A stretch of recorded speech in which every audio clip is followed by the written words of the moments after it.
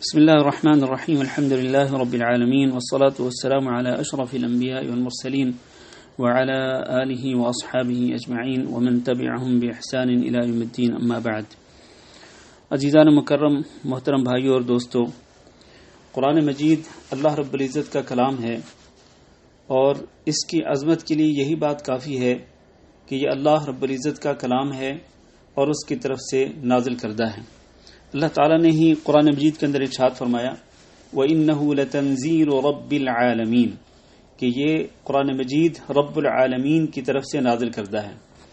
اور ایک جگہ پہ اللہ تعالیٰ نے فرمایا تبارک الذی نزل الفرقان علی عبدہ لیکون للعالمین نذیرا کہ بابرکت ہے وہ ذات جس نے حق و باطل میں فرق کرنے والی کتاب یعنی قرآن مجید کو اپنے بندے پر نازل فرمایا. اور ایک جگہ پہ تو اللہ رب العزت نے ستاروں کے محل وقوع کی قسم کھا کر فرمایا کہ فلا اقسم بمواقع النجوم وانه لقسم لو تعلمون عظیم انه لقرآن کریم کہ یہ کتاب بہت ہی معزز اور مکرم کتاب ہے اور بہت ہی بلند پایہ کتاب ہے. اور اللہ رب العزت نے اس کتاب کے مختلف اوصاف ذکر فرمائے. کہیں اللہ تعالیٰ نے اس کو الکتاب المبین کہا، کہیں اللہ رب العزت نے اس کو الکتاب الحکیم کہا، اور کہیں اللہ رب العزت نے فرمایا انا انزلناہ قرآنا عربیا لعلکم تعقلون کہ ہم نے اس کو عربی قرآن مجید عربی زبان میں ہم نے قرآن مجید کو نازل فرمایا تاکہ تم اس کو سمجھ سکو. اور کہیں اللہ رب العزت اس قرآن مجید کی قسم کھاتے ہیں خود قرآن مجید کی. اللہ فرماتے ہیں یاسین والقرآن الحکیم اور فرمایا صاد والقرآن ذی الذکر. الغرض یہ ہے کہ اللہ تعالیٰ اس کے مختلف اوصاف ذکر کر کے اور اس کی قسم کھا کر اس کی عظمت کو واضح فرماتے ہیں تاکہ اس کے ماننے والے بھی اپنے دل کی گہرائی سے اس کی قدر و منزلت کا اعتراف کریں اور اس کو اپنا دستور حیات بنائیں. میرے عزیز القدر بھائیوں اور دوستو، قرآن مجید اللہ رب العزت کی بے مثال کتاب ہے اور قرآن مجید باطل کی آمیزش سے بالکل پاک ہے اور شک و شبہ سے بالکل بالا تر ہے. قرآن مجید کے اندر مومنوں کے لیے نصیحت بھی ہے، مومنوں کے لیے شفا بھی ہے، مومنوں کے لیے ہدایت بھی ہے اور مومنوں کے لیے رحمت بھی ہے. اور قرآن مجید کا رمضان المبارک کے مہینے سے بہت ہی گہرا تعلق ہے. اللہ تعالیٰ نے اس تعلق کو یوں ذکر فرمایا کہ سورۃ البقرہ کے اندر ایک رکوع رمضان المبارک اور اس کے احکام کے بارے میں نازل فرمایا، اور اسی کے ضمن میں ہی اسی کے اندر اللہ رب العزت نے ارشاد فرمایا کہ شہر رمضان الذی انزل فیہ القرآن ھدی للناس وبینات من الھدی والفرقان کہ رمضان کا مبارک مہینہ وہ ہے کہ جس میں قرآن مجید کو نازل کیا گیا جو کہ لوگوں کے لیے ہدایت ہے اور اس میں ہدایت اور فرق اور حق و باطل کے درمیان فرق کرنے والی واضح نشانیاں موجود ہیں. تو یہ رمضان المبارک کی بہت بڑی خصوصیت ہے کہ اس میں اللہ رب العزت نے اپنی سب سے افضل کتاب کو نازل فرمایا، اور بلکہ اس مبارک مہینے کی سب سے افضل رات جو کہ سال بھر کی سب سے افضل رات ہے، اس رات کے اندر اللہ رب العزت نے اس قرآن مجید کو نازل فرمایا. انا انزلناہ فی لیلۃ القدر ہم نے اس قرآن مجید کو لیلۃ القدر میں نازل کیا. اور یہ بات معلوم ہے کہ لیلۃ القدر رمضان المبارک کے آخری عشرے کی طاق راتوں میں سے کسی ایک رات میں ہوتی ہے.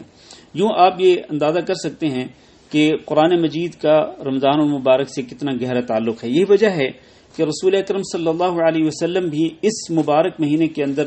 اس مبارک کتاب کی تلاوت کا خصوصی اہتمام فرماتے تھے. اور صحیح بخاری کے اندر ایک حدیث موجود ہے کہ حضرت جبریل امین نبی کریم صلی اللہ علیہ وسلم کے پاس تشریف لاتے تھے تو آپ صلی اللہ علیہ وسلم خیر کے کاموں میں بڑھ چڑھ کے حصہ لیتے تھے، اور نبی کریم صلی اللہ علیہ وسلم حضرت جبریل امین علیہ السلام کو قرآن مجید سنایا کرتے تھے، باقاعدہ قرآن مجید کا دور کرتے تھے. لہذا ہماری اس گفتگو سے یہ معلوم ہوتا ہے کہ قرآن مجید کا خصوصی اہتمام ہونا چاہیے اس مبارک مہینے کے اندر، اس کی تلاوت کا بھی اہتمام ہونا چاہیے، اور اسی طرح تلاوت کے ساتھ ساتھ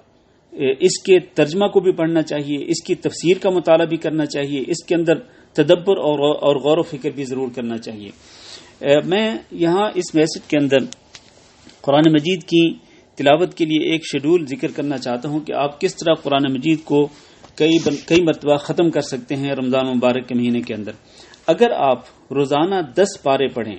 تو آپ 3 دن میں قرآن مجید کا 1 ختم کر سکتے ہیں اور 30 دنوں کے اندر آپ 10 ختم کر سکتے ہیں.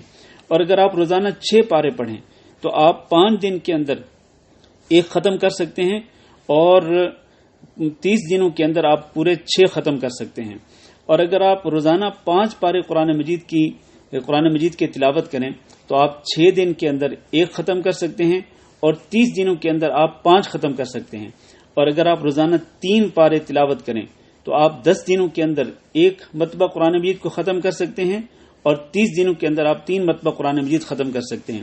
اور اگر آپ روزانہ 2 پارے تلاوت کریں تو آپ 15 دنوں کے اندر 1 مرتبہ قرآن مجید ختم کر سکتے ہیں اور 30 دنوں کے اندر 2 مرتبہ قرآن مجید ختم کر سکتے ہیں. اور اگر آپ روزانہ 1 پارہ پڑھیں تو آپ پورے مہینے کے اندر 1 مرتبہ قرآن مجید کو ختم کر سکتے ہیں. لہٰذا ہمیں قرآن مجید کی تلاوت کا خصوصی اہتمام کرنا چاہیے اس مبارک مہینے کے اندر،